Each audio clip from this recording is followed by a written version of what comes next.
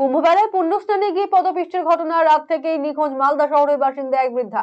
নিখোঁজ বৃদ্ধার এখনো পর্যন্ত কোনো হদিশ না মেলায় চরম দুশ্চিন্তায় পরিবারবর্গ। জানা গেছে নিখোঁজ বৃদ্ধার নাম অনিতা ঘোষ, তার বাড়ি শহরের বুড়াবুড়িতলা এলাকায়। গত সোমবার বেশ কয়েকজন আত্মীয় স্বজন এবং সঙ্গী সাথীর সঙ্গে উত্তরপ্রদেশের প্রয়াগরাজের কুম্ভমেলায় যান পুণ্যস্নান করার উদ্দেশ্যে অনিতা দেবী। মঙ্গলবার রাতে কুম্ভমেলায় পৌঁছন তারা। পুণ্যস্নানের জন্য গভীর রাতে নদীঘাটের কাছাকাছি এলাকায় পৌঁছে যান, কিন্তু তারপর হঠাৎ করেই হুড়োহুড়ি শুরু হওয়ায় সব এলোমেলো হয়ে যায়।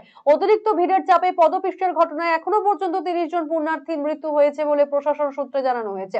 আহত হয়েছে শতাধিক। এই হুড়োহুড়ির সময় বৃদ্ধা অনিতা ঘোষ, তার আত্মীয় স্বজন ও সঙ্গী সাথীরা একে অপর থেকে আলাদা হয়ে পড়েন। পরে অবশ্য সকলে একত্রিত হলেও অনিতা দেবীকে আর খুঁজে পাওয়া যায়নি।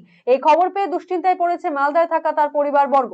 কুম্ভমেলায় থাকা আত্মীয় স্বজনদের সঙ্গে ফোনে ঘন ঘন যোগাযোগ করা হয়। বিভিন্ন হাসপাতাল, আশ্রম, বিশ্রামাগারে খোঁজ চালিয়েও তার কোনো সন্ধান মেলেনি এখনো।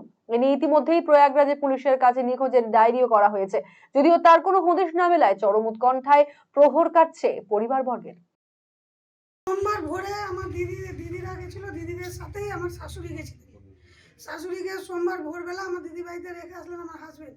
রেখে আসার পরে ওনারা 7টার দিকে গাড়ি ছেড়েছে, গাড়ি করেই গেছে। তারপরে যাওয়ার পরে আমাকে আবার ফোন করেছে, বলছে আমরা এখনো পৌঁছাইনি। আমি বললাম ঠিক আছে।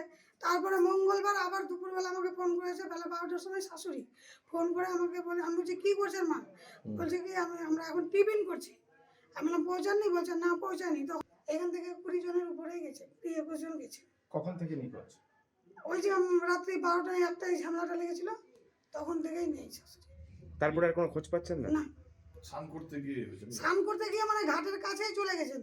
ওখানে গিয়ে হাতে সবার দড়ি বাঁধার পরেও আমার এক দিদি আছে ছোটি, ও দিদি আমার শাশুড়ির হাত ধরে রেখেছিল।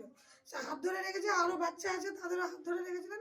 রেখে দেওয়ার পরে কি ঝড় উঠলো না কি ঝামেলা লাগলো, তখনই বলে সব উলট পালট হয়ে গেলো। তখন কেউ কাউরির কাছে নেই। এখনো যোগাযোগ হয়নি আমাদের। এখনো দিদির ছেলে যে থানায় চিঠি করেছে, আর একটা হাসপাতালে কালকে খোঁজ নিয়েছে, আশ্রমে খোঁজ নিয়েছে, সব জায়গায় খোঁজ নেওয়ার পরে কোথাও পাইনি। আবার সকালে গাড়ি করেও ওখানে গঙ্গার ঘাটে গেছিলো, ওখানেও পাইনি। তারপরে আজকে জিডি করার পরে আবার এখন বড় একটা হাসপাতাল কোথায় আছে ওখানে যাচ্ছে।